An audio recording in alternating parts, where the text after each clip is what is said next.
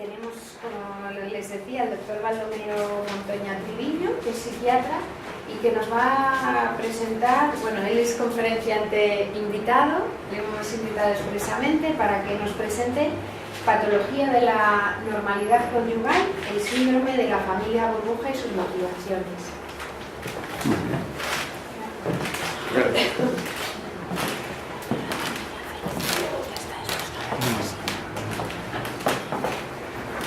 La razón que posibilita la aparente contradicción que supone unir los conceptos de patología y normalidad es, entre otros, el motivo por el que nos hemos comprometido a desarrollar esta charla ante ustedes.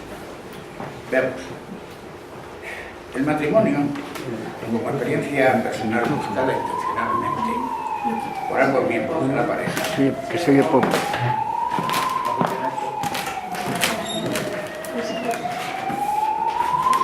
¿Ahora? ¿Vale ahora?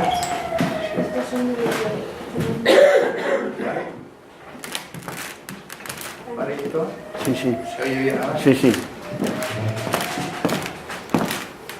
Repito, el matrimonio, como experiencia personal buscada intencionalmente por ambos miembros de la pareja, aparte del añadido de constituir un importante acontecimiento social en nuestra cultura, constituye una de esas actuaciones humanas en las que puede resultar que lo que tendría que nacer como un proyecto afortunado y feliz llega a transformarse, bajo unos condicionamientos especiales, en el lugar donde eclosionarán las manifestaciones psicoemocionales más patológicas. Antes de entrar en materia, considero imprescindible recordar, para quienes lo hayan olvidado o para informar a quienes nunca lo supieron, el contexto en el que se desarrollaron los temas que vamos a tratar, pues tales hechos conformarán la referencia en la que podemos entenderlos en todo su significado. El hecho básico es que el 5 de octubre de 1939, fecha en la que fue abolida la ley del divorcio de la Segunda República, vigente desde el año 32, todas las cuestiones judiciales referidas al matrimonio católico, es decir, las dispensas, las separaciones y las nulidades conyugales, fueron transferidas a la jurisdicción canónica, y en torno a ella se generó una situación que afectaría profundamente al devenir de la relación conyugal de los españoles, dadas sus muy complejas connotaciones. Por lo que se refiere a mi participación personal en este asunto, debo decir que me llegó como un encuentro absolutamente imprevisto que terminaría por apasionarme hasta el punto de motivar la elaboración de una tesis doctoral a la que dediqué las experiencias vividas durante los 24 años siguientes. La cosa empezó así. En septiembre del 74 me visitó un abogado matrimonialista que representaba a un cliente suyo en una causa de nulidad que había sido denegada en primera instancia y, en consecuencia, había interpuesto el preceptivo recurso ante el Tribunal de la Rota Española. Una concesión del Papa Pío XII a Franco, dado que la Rota Española es la única sucursal que tiene la Rota romana en el mundo católico. La propuesta del letrado fue la de que, una vez informado de todas las circunstancias del caso, aceptara hacerme cargo de la función pericial que tenía la intención de proponer ante el tribunal. Más por curiosidad que por otra razón, acepté la por entonces, para la que me pareció una atípica proposición, con lo cual puse en marcha una mecánica que me ocuparía para la sucesión. Tras la propuesta del abogado, me dispuse a afrontar el reto encontrándome con lo siguiente. Marido. Se trataba de un hijo varón único, de 31 años, perteneciente a una familia adinerada, propietaria de una importante empresa catalana. Se había educado en un colegio religioso de extremados rigores, era lo suyo, sobre todo en lo referido a todo lo sexual, y se le describe en los escritos sumariales como hombre de buen temperamento, muy amante de los suyos, trabajador y responsable. Lo entrevisté en 2 ocasiones. Esposa. Mujer de 28 años, descrita por numerosos testigos como una mujer de una especial belleza, con un nivel cultural elemental, sin un oficio concreto, pero dotada de una gran habilidad para desenvolverse en la vida, especialmente en ambientes frívolos y o económicamente distinguidos de Barcelona, lugar en el que discurre la acción. No llegué a conocerla porque se negó a comparecer a la práctica de la prueba pericial. Matrimonio. Tras unas previas relaciones de 3 meses de contactos prácticamente diarios que terminaron en embarazo, sospechoso de haber sido buscado intencionadamente, la muy creyente familia del varón se conjura para imponer el matrimonio como única opción posible al caso. De él nacería una niña. La convivencia matrimonial duró solo unos meses hasta que el marido descubrió que la esposa practicaba la ninfomanía a tiempo completo y comprobó frecuentes sustracciones de dinero y objetos valiosos del hogar. El marido acusó la nulidad de matrimonio ante el tribunal eclesiástico competente, que la rechazó en esa primera instancia. Tras la agotadora lectura de la totalidad del sumario, el 5 de mayo del 75 firmé un meticuloso informe de 31 folios en los que argumentaba la incapacidad para el consentimiento de la esposa basada en las probadas anomalías de su comportamiento surgidas de un trastorno psicopático de la personalidad. Dicho informe solo mereció 9 renglones en el texto de la sentencia rectal, con los que se denegaba nuevamente la nulidad, basada, aparte de en otras divagaciones, en la falta de pruebas, porque la demandada se había negado a comparecer ante los peritos designados por el tribunal. La resolución judicial me indignó lo suficiente como para motivar una dedicación muy importante de mi futura actividad profesional en este campo. A partir de entonces, y al paso de los años, acumulé multitud de experiencias clínicas referidas al acontecimiento conyugal que terminarían, entre otras cuestiones, por dar contenido y nombre al síndrome de la familia burbuja. Por cierto, que sin yo saberlo entonces, este había resultado ser mi primer caso del referido síndrome. Entrando en materia, pretendo analizar la etiopatogenia del síndrome de la familia burbuja, la textura de dicha personalidad y los condicionamientos de su elaboración. Adviértanse las connotaciones comunes en los dos casos que voy a citar. Primero, este es un fragmento del texto pericial referido al caso de un varón. JLV fue el primogénito de los 4 hijos nacidos del matrimonio de sus padres, seguido de un hermano 2 años menor y 2 hermanas nacidas 6 y 12 años después. El medio familiar estuvo presidido por un padre que confió, por su manera de concebir la vida, un notorio bienestar afectivo en su entorno, en razón de su decidida vocación por la familia, siendo hombre afectuoso, conciliador y de una firme personalidad. La relación con su esposa, de la que siempre estuvo profundamente enamorado, fue extremadamente satisfactoria. La figura materna fue una mujer íntimamente motivada por la maternidad y por la preocupación, tal vez excesiva, por todos sus hijos, de entre los cuales nunca ocultó su predilección por el primogénito, al que distinguió con un trato especialmente afectuoso. Las estrecheces económicas del medio familiar, el padre era un oficial administrativo de un juzgado, nunca supusieron conflictos ni tensiones graves entre los miembros. Antes bien, sirvieron de acicate para el desarrollo profesional de los 4 hijos, todos los cuales realizaron estudios superiores especialmente afortunados en el caso del esposo. Este es el caso de mi protocolo número 120. Segundo, fragmento de otro texto pericial referido a una mujer.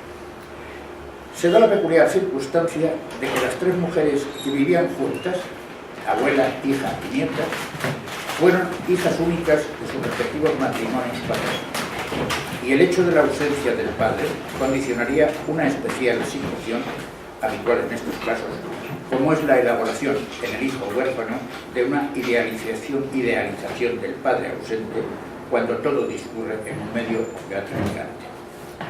Transcurridos los años de su primera infancia en el medio protector presidido por la abuela, llegado el momento, se trasladó a realizar sus estudios en régimen de internado en el Colegio de las Reverendas Madres Irlandesas en Madrid. Terminado el bachillerato y con un perfecto dominio del inglés, consiguió una beca del American Field Service. American Field Service había inventado un programa promovido para favorecer la buena imagen de los Estados Unidos entre las juventudes europeas después de la Segunda Guerra Mundial. Gracias a esta beca, residió por espacio de 1 año con una familia de acogida en dicho país. El entorno de la futura esposa, motivado por la ausencia del padre divinizado que había muerto fusilado en la Guerra Civil Española, en un medio económicamente muy desahogado y sin tensiones en ningún orden, dispuso sus esquemas emocionales con una actitud muy favorable al matrimonio, en tanto que el hombre, a través de la mitificación del padre, como es norma en psicología dinámica, fue entendido por ella como un ser sublime, acogedor, dotado de todas las virtudes imaginables y carente de todo disparado. Este es el caso 95, es el siguiente. Como luego veremos, el común denominador de estos dos casos demostraría ser la base estructural del síndrome que analizamos. Así planteado, resultaba obligado dar un nombre a tal fenómeno, y dentro de las opciones que pudimos entender relacionadas con el contexto, nos propusimos estudiar las siguientes opciones de nomenclatura. Oligofrenia social, resultaba un tanto áspero, un tanto duro. Optimismo acrítico, inmadurez acrítica, desinformación sublimada, hipernormalidad psicosocioemocional. No obstante, una situación ocasional resolvió la cuestión del modo más adecuado, dando lugar al que sería su nombre definitivo, síndrome de la familia burbuja. Se trató de lo siguiente. En ocasión de tratar a la hija de un antiguo pupilo de un colegio mayor que dirigía hace muchos años, y estando comentando con el padre la situación por la que atravesaba su hija, que por otro lado no era un problema grave, terminamos perfilando y a él se le ocurrió decir, pues entonces esto es como fabricar una burbuja de protección. Digo, sí, pues efectivamente. En aquellos momentos estaba ocurriendo en España un fenómeno, un suceso, digamos, sanitario, por el cual un niño había adquirido una enfermedad al nacimiento que le hacía perder su sistema defensivo y su sistema de seguridad sanitaria. Entonces los médicos decidieron fabricar una especie de burbuja de plástico para excluirlo de toda posible infección porque no sería capaz de resistir. Esto es lo que se está repitiendo en estos días, como saben ustedes, a propósito del tema del ébola. Así fue como se decidió el nombre del síndrome de la familia burbuja. Cito a continuación un hecho que ya considero realmente significativo. Es la primera connotación patognomónica. Para los que no son profesionales de la medicina, la palabra patognomónico quiere decir que es un síntoma que se da en esa enfermedad y en ninguna otra, de forma que ese síntoma es ya un diagnóstico. Complemento imprescindible para que el síndrome de la familia burbuja sea posible es la presencia obligada e inexcusable de un cónyuge afectado por una patología psicoemocional grave que solo se hará definitivamente manifiesta a partir de la realización del acuerdo conyugal. Es el que hemos dado en llamar cónyuge parásito, sin cuya presencia el síndrome burbuja no podría existir.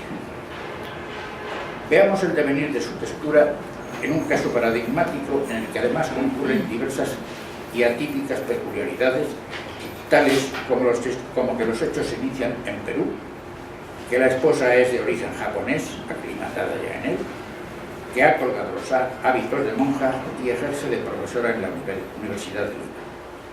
El marido, español, era un cura que obtuvo la dispensa de su matrimonio, de su ministerio, y se dedicaba a unas actividades de clasificación imprecisa, etc. El devenir del caso es el siguiente. Así, tras un noviazgo por correspondencia de 3 meses de duración y 20 días de relaciones convencionales, doña F cree tener resuelta perpetuamente su soledad a través de un matrimonio canónico con un señor del que solo conoce su estilo literario en el género epistolar e imagina todo lo demás. Mal imaginado, por cierto, ya que lo que no había nunca quedado claro es que ambos esposos, salvo su sintonía en la ascética epitalámica, no tenían nada en común. El matrimonio como convivencia cristaliza como un total desacierto desde el mismo día de contraerse, punto en el que la esposa descubre una nueva forma de autorrealización evangélica a través de la redención de su esposo, hombre poco proclive al trabajo estable, aficionado al coleccionismo zoológico y al consumismo incontrolado. Lo que doña Efe no descubrió aún es que su esposo era un ferviente practicante del deporte español por excelencia, la liga. Desde el momento en que el señor M contrajo matrimonio, hasta entonces ocupado en otras angustias, descubrió que se había unido a una mujer superior a él en prácticamente todo. Y cuando deduce que no la podrá doblegar imponiéndole sus confusas ideas, inicia una campaña de destrucción contra ella que ya no terminaría hasta la separación conyugal, que el esposo urdirá usando procedimientos de película de terror.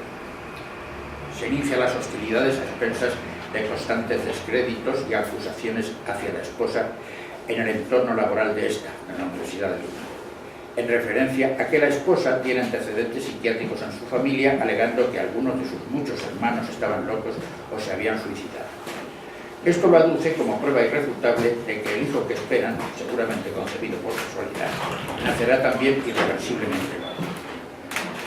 En este mismo programa se inscribe la extraña gestión de internamiento psiquiátrico impuesta a la esposa frente a la amenaza de disolución del matrimonio exprimida por el esposo, que discurre entre un régimen de ingreso voluntario y un manifiesto secuestro.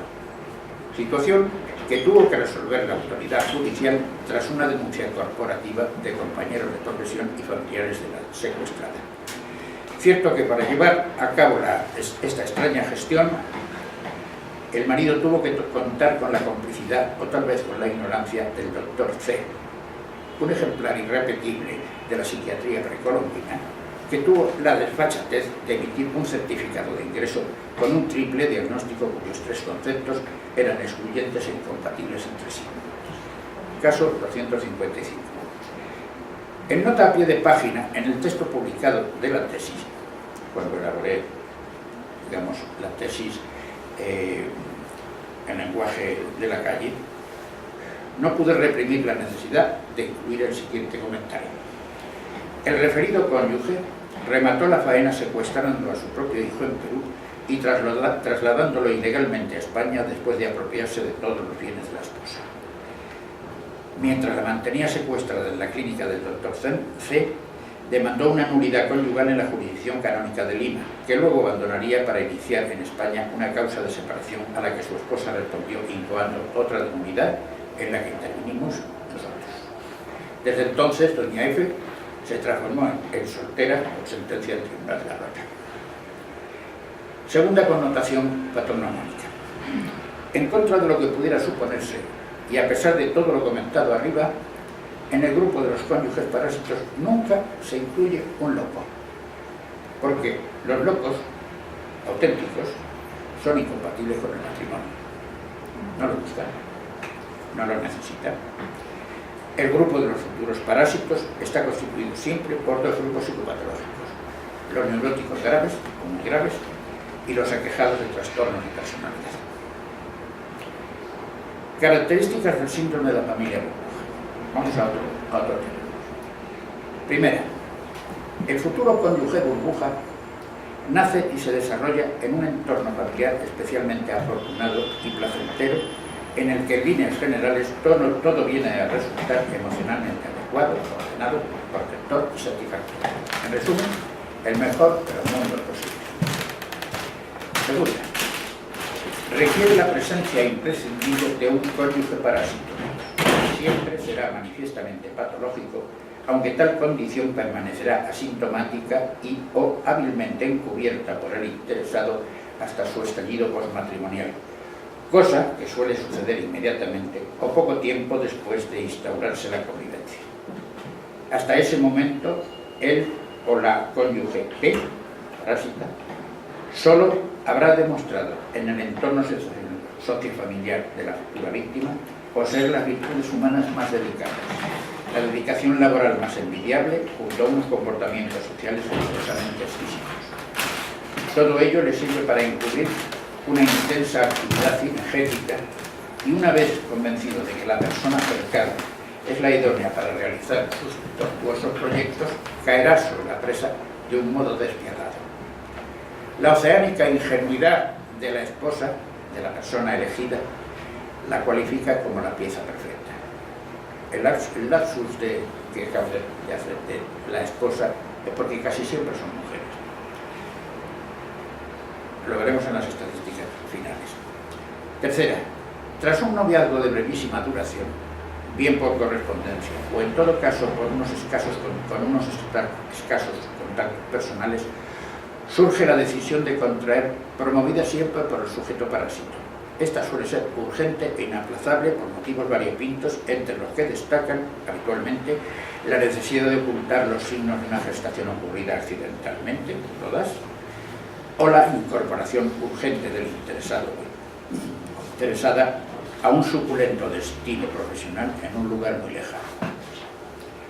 Cuarta, precozmente se inicia por parte de los cónyuges parásito una implacable gestión de alejamiento de la pareja burbuja respecto de todas sus previas relaciones sociales, comenzando por la familia y siguiendo por el trabajo, compañeros de profesión, amistades, etc. En resumen, una gestión de aislamiento, secuestro, rigurosa pero hábilmente encubierta. Quinta, la eclosión de la catástrofe conyugal se manifiesta de un modo tan violento como precoz, preferentemente en la propia noche de bodas o en el viaje de novios, y casi siempre en inmediata relación con los rendimientos amoroso-eróticos que el momento reclama. Sexta, tras la inexplicable explosión inicial que el sujeto ve, burbuja, no entiende, tiene lugar el primer fenómeno de actuación de la víctima, prácticamente obligado, que consiste en la iniciación abnegada de un programa rehabilitador frente a los supuestos sufrimientos psicoafectivos que embargan al cónyuge parásito. Programa que obviamente fracasará en toda la línea. Son las proverbiales instancias mesiánicas del aquejado de un síndrome de burbuja. Séptima, el siguiente fenómeno, paralelo al anterior, es que el sujeto burbuja se resiste por todos los medios a poner los hechos en conocimiento de sus familiares, pues se avergüenza de no haber atendido las previas advertencias que vaticinaban el desastre conyugal, y que ve, burbuja, eludió sumido en sus ingenuas expectativas y sometido por la habilidad verborreica de su engañoso seductor. Octava, por regla general, la pervivencia del matrimonio versus BP suele ser de breve duración, dada la extrema tensión en que se desarrolla, incluidas las correspondientes resonancias judiciales. En su versión canónica solía liquidarse en un contencioso muy hostil y económicamente muy lesivo, sobre todo si en el mismo hubieran nacido hijos, aunque normalmente solo solía nacer un hijo testimonial. Hechos que derivarán en interesantes aplicaciones con las que negociar las futuras ganancias contables del sujeto parásito. Entramos a otro capítulo de lo mismo, que son las motivaciones frente a la realización matrimonial. Es evidente que la gente se casa por algo, y ese algo nosotros lo entendemos en dos grupos posibles. Es evidente que ahora vamos a referirnos a esas motivaciones que tuvieron vigencia en tiempos pasados, pero que en la actualidad, tras 76 años transcurridos desde 1939, han perdido toda vigencia, con una sola excepción que luego comentaremos. El total de los 298 casos que peritamos entre mayo del 75 y septiembre del 99, fecha en que decidí cerrar la casuística de la tesis por exigencias académico-administrativas, habíamos recogido un total de 195 casos, inequívocamente diagnosticados como tales. Es decir, el 65,4% de la totalidad de la casuística, y entre ellos recontamos 120 mujeres, o sea, 120 casos de mujeres, o sea, el 61,5%, y 75 varones, o sea, el 38,5%. Datos que entendemos que son significativos, sí, estadísticamente significativos. Pero entrando ahora en las razones últimas que determinaron las motivaciones más significativas que dieron lugar entonces a las correspondientes decisiones matrimoniales, llegamos a una curiosa comprobación.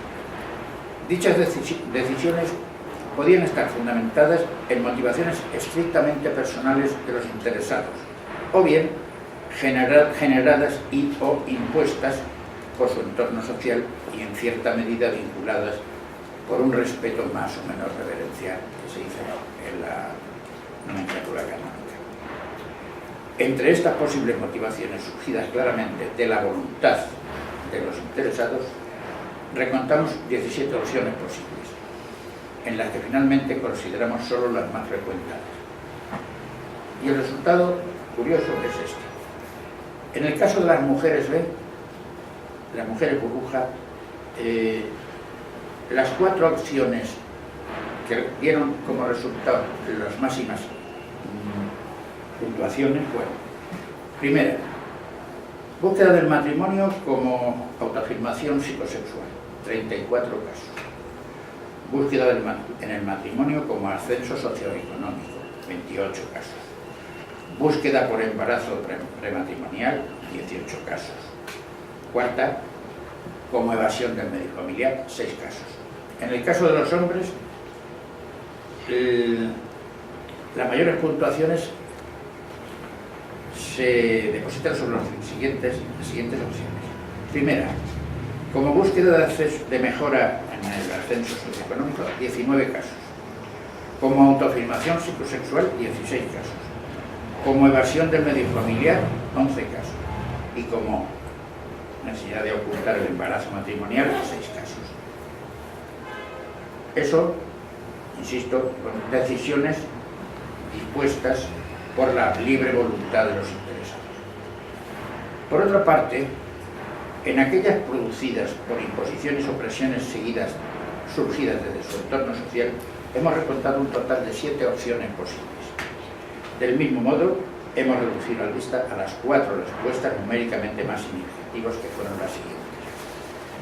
En el caso de las mujeres, se ve, el síndrome de la hija única supuso 8 matrimonios. Como búsqueda de una terapéutica social, la terapéutica social lo hablaré ahora mismo, 2 casos. Como efecto del síndrome calderoniano, ya se entiende lo que quiere decir, 2 casos. Y por presiones institucionales, ya sean familiares, ya sean de órdenes religiosas, etcétera, etcétera, 1 caso. En el caso de los hombres, las presiones externas se conforman en una primera dotación o representación de casos en el síndrome calderoniano. Antes también ocurrió. 3 casos. El síndrome del hijo único. 2, por motivaciones ideopolíticas, esto era muy pintoresco, pero es un momento distinto. Bueno, 2. Y el síndrome Hildegard, 2. Supongo que ustedes conocerán el caso de Hildegard, un caso célebre ocurrido en la anteguerra española, de una madre que mató a su hija, a la que ella había leccionado. Fue una historia muy compleja, con una violencia pública, y donde intervinieron muchos médicos muy cualificados del momento, e incluso muchos políticos. El tema terminó en que la madre mató a su hija porque en su delirio había pensado que su hija, a quien ella había aleccionado oportunamente y vigilado en toda la evolución suya para transformarla en un ser superior y tal, pues estaba teniendo tentaciones de marcharse de su casa, de dedicarse a la prostitución y otras fantasías. Total, que la madre no se le ocurrió otra cosa que resolver el problema matándola. Esta mujer, después de un extrañísimo problema tipo judicial, en el que había enfrentamientos entre 2 grupos conservadores y liberales, la terminaron metiendo en un manicomio donde murió muchos años después. Vistos estos resultados propios de otros tiempos que no son los actuales, los profundos cambios sociológicos, políticos y económicos sucedidos en estos años han sustituido también aquellas viejas motivaciones por otras nuevas, motivaciones que no solo obedecen a nuevos modos de vida y nuevas necesidades, sino que hasta incluso han modificado la actual patología matrimonial, que incluso también ha cambiado sus formatos. Hoy nos resultaría extravagante que se pudiera decidir un matrimonio para ocultar un embarazo indeseado, una ofensa al honor familiar, siempre vinculado a lo sexual, la intención de autoafirmar la propia identidad psicosexual o la de ocultar una orientación homosexual, supuesta enfermedad que las sociedades fundamentalistas siempre entendieron como una tara tan imperdonable como contagiosa. Lo que paradójicamente sí podría entenderse hoy, dadas nuestras actuales circunstancias sociales, sería el matrimonio motivado por la búsqueda de la seguridad socioeconómica. Pero más paradójico aún resultaría que alguien buscara en la evasión de un matrimonio, de un entorno parental tan sofocante como supuestamente ingrato, que está significando hoy la supervivencia de un mundo joven que tiene que coexistir con un entorno de muy dolorosas expectativas. Nos queda finalmente el gran azote de la neopatología conyugal, la violencia de género y sus múltiples versiones sobre el tema. Personalmente considero que en relación con este complejo y grave asunto todavía hay mucha tela por cortar, pero me temo que las fuerzas políticas, judiciales, policiales y sanitarias no han encontrado aún, tal vez no las sepan buscar, las tijeras necesarias para emprender la búsqueda de las verdaderas soluciones. Y hasta aquí hemos llegado, señores. Muy bien.